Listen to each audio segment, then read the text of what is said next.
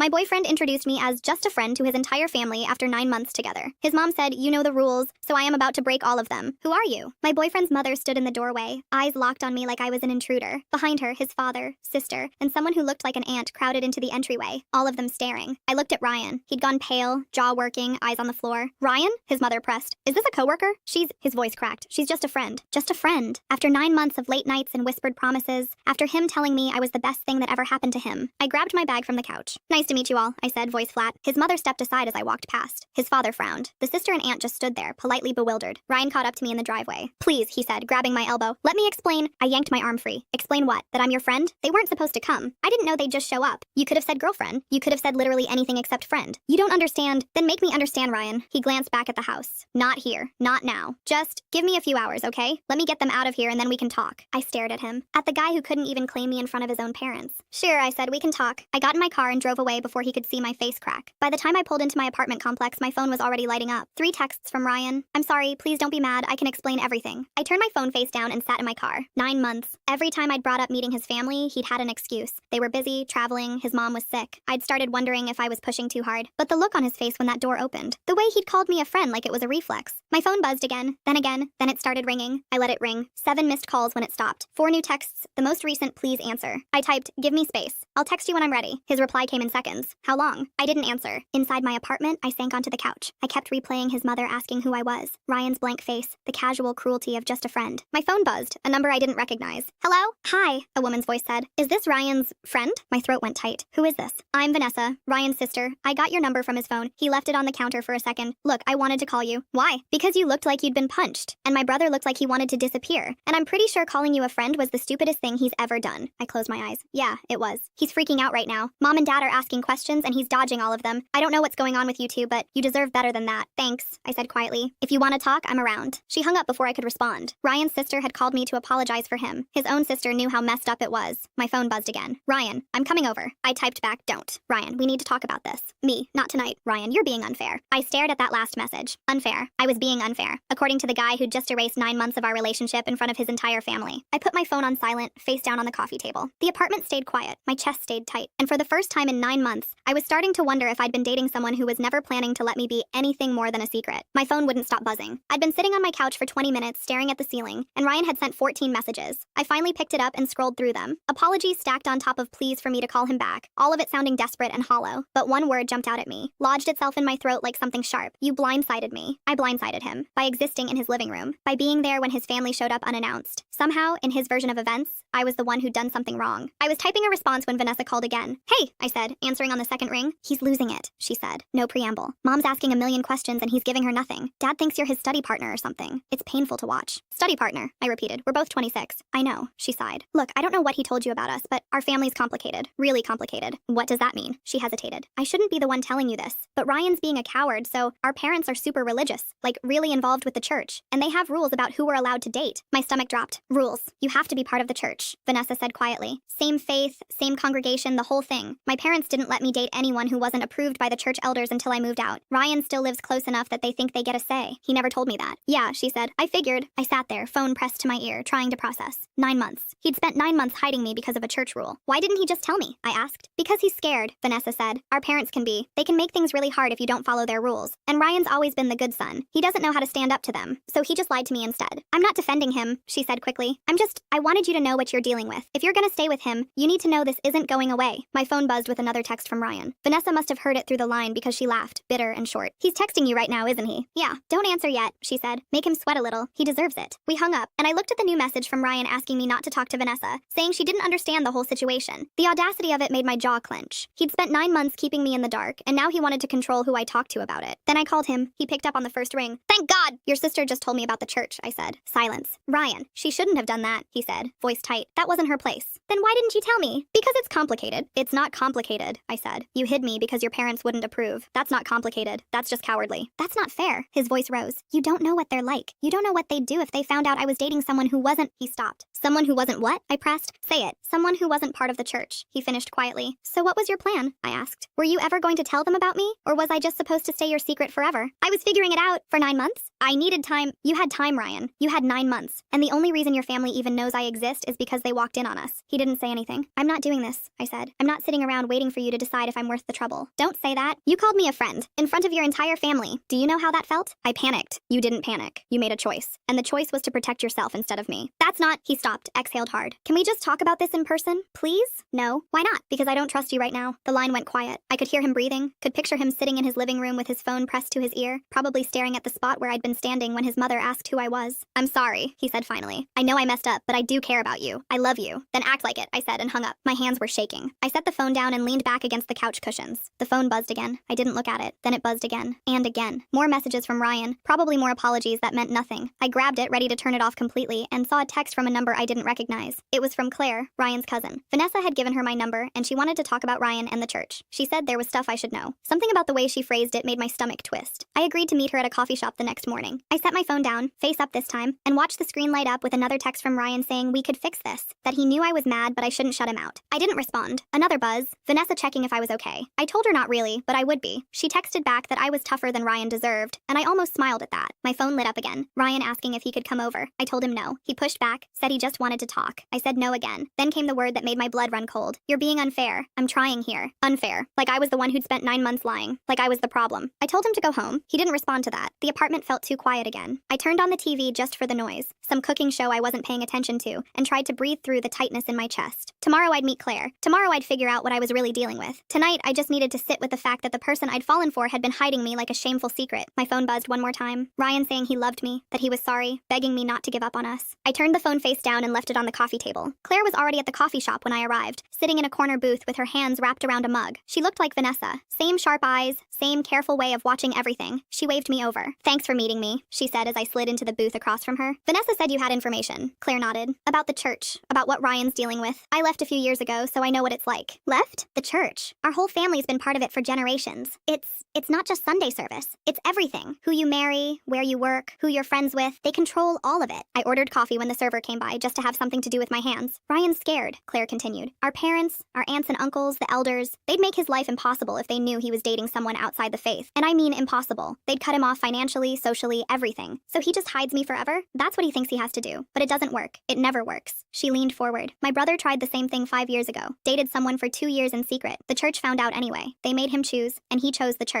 His girlfriend was devastated. Why are you telling me this? Because you deserve to know what you're signing up for. If you stay with Ryan, this is your life. Secret dates, lying to his family, always being second to the church. And if they find out, they'll pressure him until he breaks. My coffee arrived. I wrapped my hands around the cup, letting the heat sink in. Does he even want to leave? Claire shook her head. I don't think he knows what he wants. He's been in it his whole life. Leaving means losing everyone. His parents, his friends, his whole community. It's not like quitting a gym membership. It's excommunication. So what am I supposed to do? That's up to you, she said. But if he's not willing to stand up to them, it's never going to get better. You'll always be the secret. We talked for another 20 minutes. She told me about the church's rules, about the pressure tactics they used, about how they'd frozen her out when she left. By the time I walked back to my car, I felt like I was seeing Ryan's life for the first time. My phone buzzed. Ryan asking if we could talk tonight. I didn't answer. He showed up at my apartment 3 hours later. I opened the door and he was standing there looking exhausted, hair disheveled, eyes red like he hadn't slept. Can I come in? I stepped aside and let him pass. He went straight to the couch and sat down, elbows on his knees, head in his hands. I'm sorry, he said. I'm so sorry. I should have told you about my family from the start. Yeah, you should have. I didn't know how. I didn't want to scare you off. So you lied instead? I didn't lie. You hid me, Ryan, for 9 months. That's the same thing. He looked up at me. It's not that simple. Then explain it to me. Make it make sense. He took a breath. My family, the church, they have rules. Really strict rules about who we can date. And if I tell them about you, they'll make me choose. And I don't want to choose between me and them. Yeah. So what's your plan? I just stay hidden forever? No. I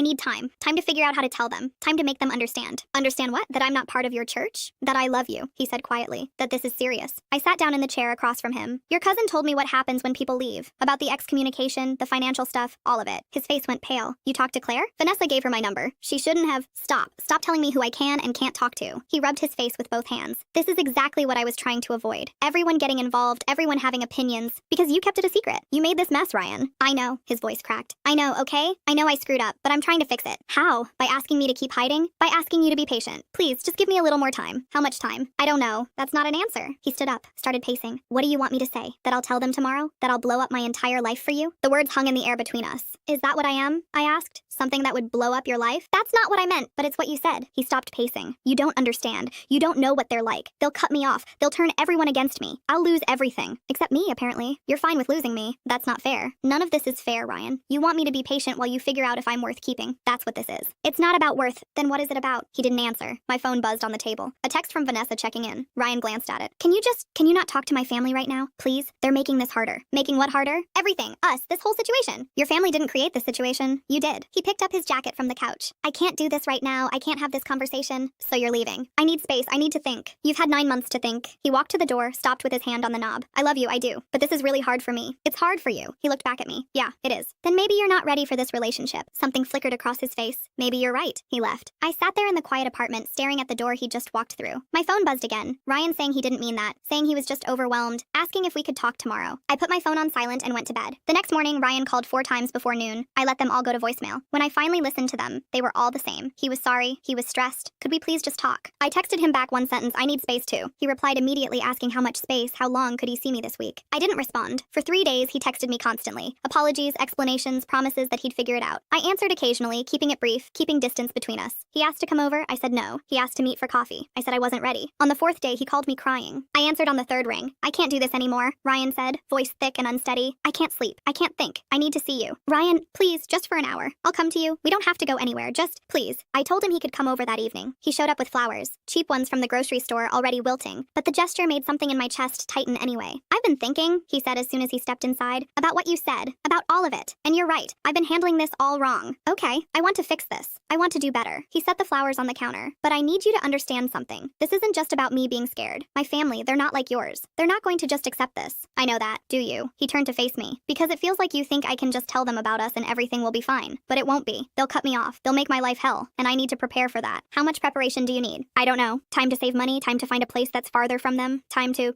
what? Build an escape route? Yes, he said. Exactly that. I need an escape route. Because once I tell them, there's no going back. We talked for 2 hours. He promised he was working on a plan. That he just needed a few more months to get things in order. I told him a few more months felt like forever. He said he understood, but it was the best he could do. When he left, he kissed me goodbye and said he loved me. I said it back. 2 days later, I was at his place when someone knocked on the door. Ryan went pale. Stay here, he whispered, then went to answer it. I heard a woman's voice in the hallway. Cheerful, loud, asking if Ryan was home. His aunt, I realized. The one who lived 3 streets over. Just dropping off some leftovers, she was saying. Made too much casserole again. Thanks, Aunt Deborah. I'll take it. Oh, don't be silly. I'll bring it in. I heard her footsteps getting closer. Ryan appeared in the doorway, eyes wide, and made a frantic gesture toward the bedroom. I grabbed my bag and moved fast, slipping into his room just as his aunt walked into the kitchen. I stood there in his bedroom, door cracked open just enough to hear them talking. She was asking about work, about church, about whether he was eating enough, normal aunt stuff. Ryan answered in short sentences, clearly trying to get her to leave. You seem tense, honey. Is everything all right? Yeah, fine, just tired. You work too hard. You should come to dinner this Sunday. Your mom's been asking about you. I'll try. Don't try come, she misses you. They talked for another 10 minutes before she finally left. I waited until I heard the front door close, then came out of the bedroom. Ryan was standing in the middle of the living room, looking exhausted. I'm sorry, he said. I didn't know she was coming. You shoved me into your bedroom like I was something to hide. What was I supposed to do? Let her see you? Yeah, Ryan, you were supposed to let her see me. You don't get it. I get it perfectly. I'm still your secret. He ran a hand through his hair. It's not that simple. It really is.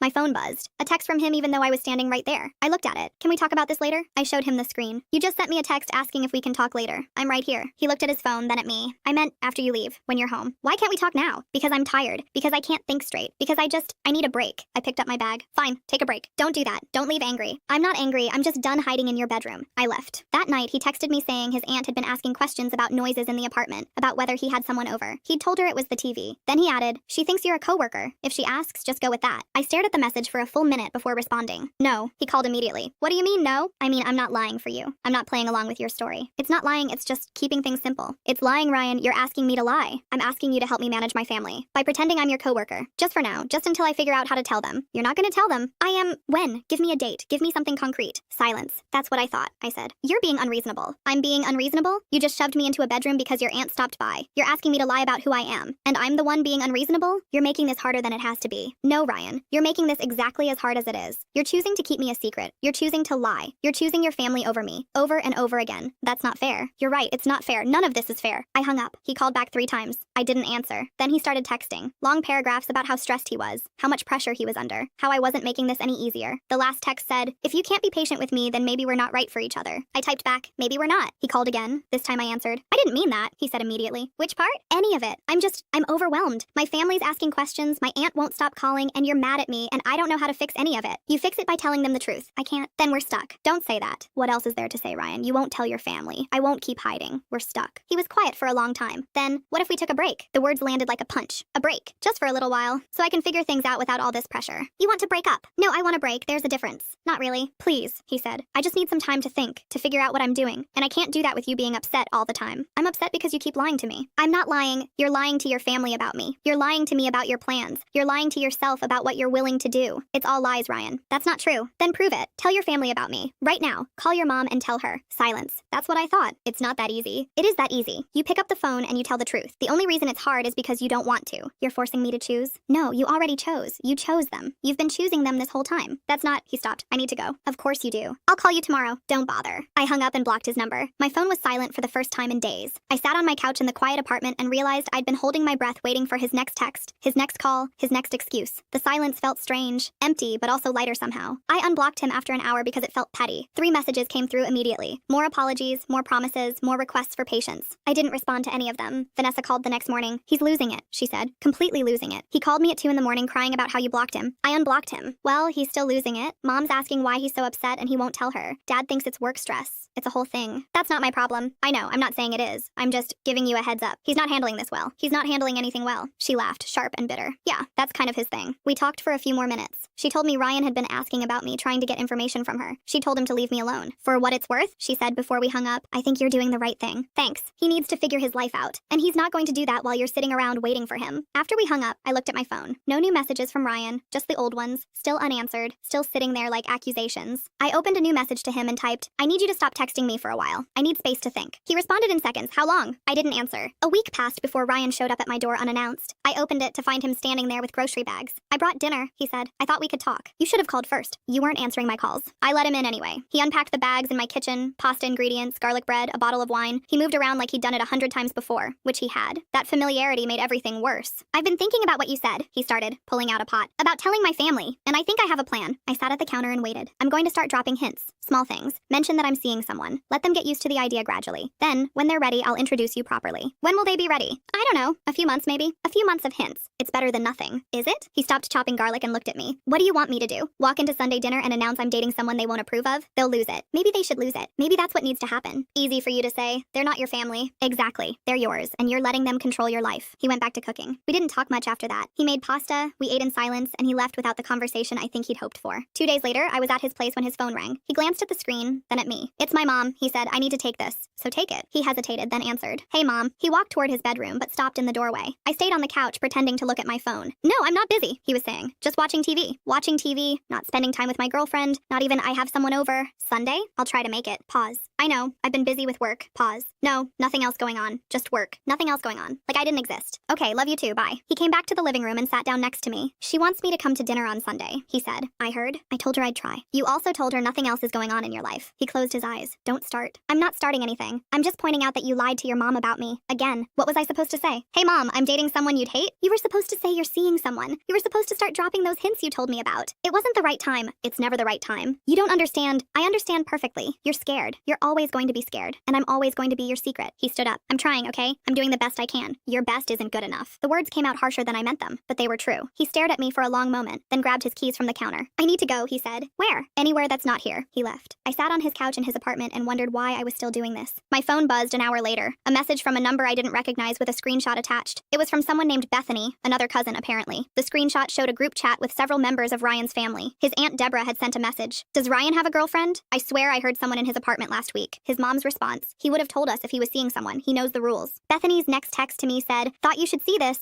They're already suspicious. He can't hide you forever." I screenshot the conversation and sent it to Ryan with one word, FYI. He called me immediately. "Where did you get that?" "Your cousin sent it to me." "Which cousin?" "Bethany." "Why is Bethany texting you?" "Because she thinks I should know your family is onto us." Silence. "Ryan, this is exactly what I was afraid of," he said. "Now everyone's getting involved. Everyone has an opinion. Because you made it everyone's business by lying." "I didn't lie. You told your mom nothing was going on in your life. That's a lie. Your aunt suspects something, and instead of being honest, you're still pretending. That's more lies. What do you want from me? I want you to tell the truth. I want you to be my boyfriend in public, not just in private. I am your boyfriend. Then act like it. He was quiet for a long time. Then, I need to think. About what? About whether I can do this. Whether I can handle losing my family. You're not losing them. You're just setting a boundary. You don't know that. You don't know how they are. Then help me understand. Talk to me about it instead of shutting me out. I can't. Not right now. I need space. He hung up. I looked at my phone, at Bethany's message still on the screen, at the group chat with his family discussing whether he had a girlfriend. They already knew. They were already suspicious. And he was still pretending. Bethany texted again. He's not going to change. I watched my brother go through this same thing. The church doesn't let go easily. I didn't respond. I went home and tried to sleep, but kept checking my phone every 20 minutes to see if Ryan had texted. He hadn't. The next day, Vanessa called. He told my mom he's thinking about moving, she said. Out of the blue. Just announced at breakfast that he might look for a place farther away. He didn't tell me that. He didn't tell anyone anything real. Just said he wanted a change of scenery. But mom's freaking out. She thinks something's wrong. Something is wrong. I know, but he won't admit it. He's just running. We talked for a few more minutes. She told me their mom was planning a family dinner, that she was going to corner Ryan and make him talk. I told her good luck with that. After we hung up, I texted Ryan. I heard you're moving. No response. I tried calling. It went straight to voicemail. I waited 3 hours, then texted again. Are you seriously ignoring me right now? Still nothing. I was getting ready for bed when my phone finally buzzed. Not Ryan. Claire. I heard through the grapevine that things are messy, she wrote. I'm sorry. For what it's worth, he did this with his last girlfriend too. Made promises he couldn't keep, then disappeared when things got hard. I stared at that message. His last girlfriend. The one who'd waited 2 years. What happened to her? I typed. She finally gave up. Told him she couldn't do it anymore. He begged her to stay. Said he'd change, then went right back to hiding her. She left for good after that. Best decision she ever made, she told me later. I turned my phone off and got into bed. Ryan showed up the next morning. I heard the knock and knew it was him before I even opened the door. We need to talk, he said. Now you want to talk. Can I come in?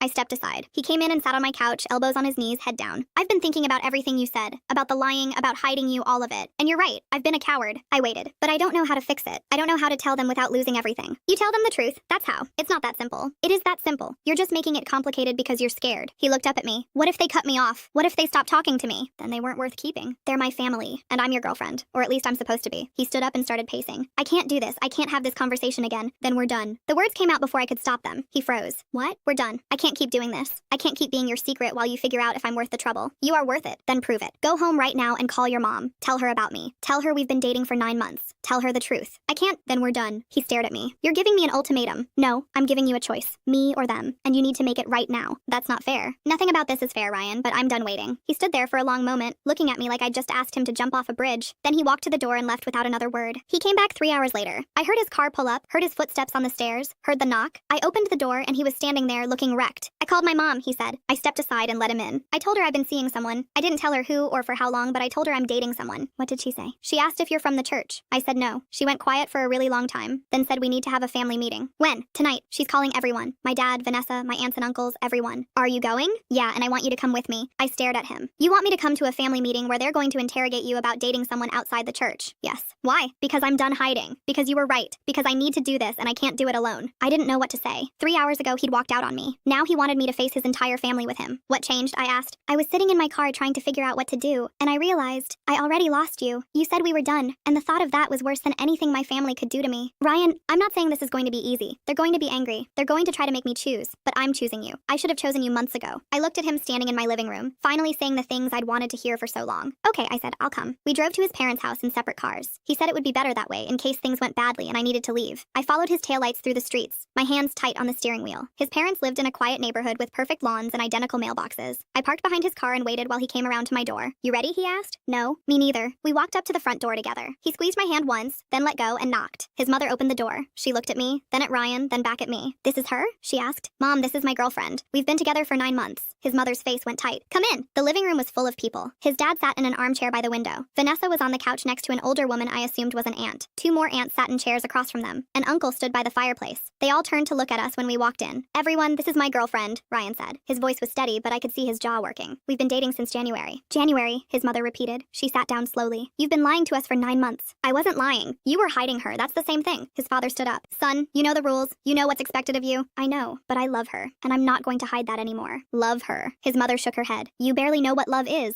You're infatuated. It'll pass. It's been 9 months, Mom. 9 months is nothing. You'll get over it. I stepped forward. With all due respect, I'm standing right here. His mother looked at me like I'd just materialized. I don't recall asking you to speak. You didn't. But Ryan's not a child. He's 26 years old. He gets to make his own choices about who he dates. Not in this family. He doesn't. The uncle by the fireplace spoke up. We have standards, traditions. You're not part of that. that. I know I'm not part of your church. Ryan told me about the rules. Then you know why this can't work, his mother said. I know why you think it can't work, but that's your choice, not Ryan's. His father stepped closer. Young lady, I don't think you understand what you're asking him to give up. His family, his community, his faith. I'm not asking him to give up anything. You are. The room went silent. Say it to my face, I said, looking at his mother. Tell Ryan that he has to choose between his family and me. Make him say it out loud so everyone can hear what you're really asking. His mother's face flushed. That's not what we're doing. That's exactly what you're doing. You're telling him he can't be with me and still be part of this family. You're making him choose. We're protecting him, one of the aunts said, from making a mistake that will affect his eternal soul by cutting him off if he doesn't obey your rules. Those aren't our rules, his father said. Those are God's rules. Then let God judge him. You don't have to. Ryan's mother stood up. I think you should leave. No, Ryan said. She stays. Ryan, I mean it, Mom. She stays or I go with her. His mother looked at him like he'd slapped her. You would choose her over your family? You're making me choose. I didn't want to. I tried to avoid it for months, but you're forcing this, not me. We're trying to save you. From what? From being happy? From being with someone who actually sees me for who I am and not who you want me to be? She's not one of us, his uncle said. She'll pull you away from the church, from your family, from everything that matters. She's been pulling me toward honesty, toward standing up for myself, toward actually living my own life instead of the one you planned for me. His father's voice dropped. If you continue this relationship, there will be consequences. What consequences? Ryan asked. Tell me exactly what you'll do. You won't be welcome at family gatherings. You won't be invited to church events. You'll be choosing to separate yourself from this family. So you'll cut me off. You'll be cutting yourself off, his mother said, by refusing to follow the path God set for you. God didn't set this path. You did. And I'm done pretending it's the same thing. Vanessa stood up. I think we all need to calm down. No, Ryan said. I'm done calming down. I'm done pretending this is okay. I'm done hiding who I care about because you might disapprove. Ryan, please, his mother said, and her voice cracked. Don't do this. I'm not doing anything, Mom. I'm just telling you the truth. I'm dating someone you don't approve of, and I'm going to keep dating her whether you like it or not. Then you're choosing her over us.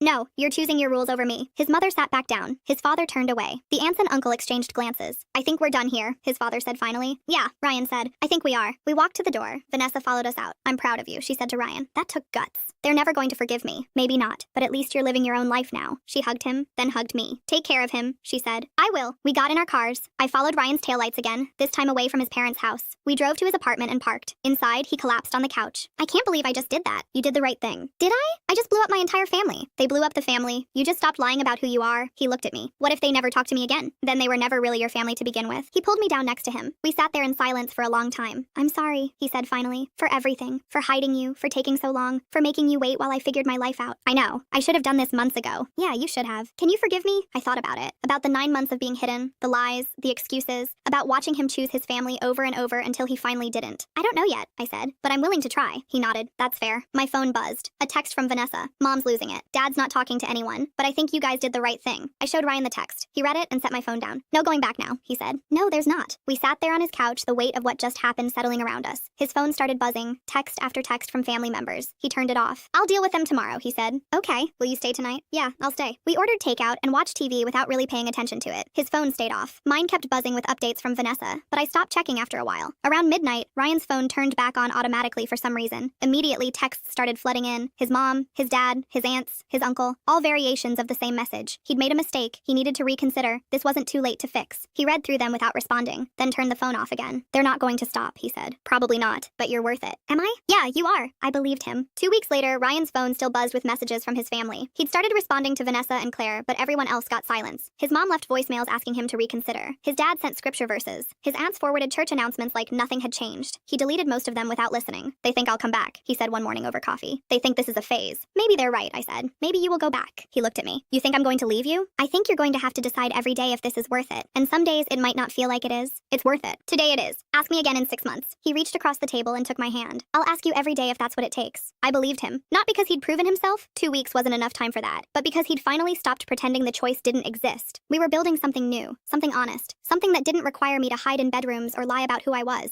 And for the first time in 9 months, that felt like enough. Thanks for watching. Don't forget to subscribe, like, and drop your favorite part in the comments. See you in the next one.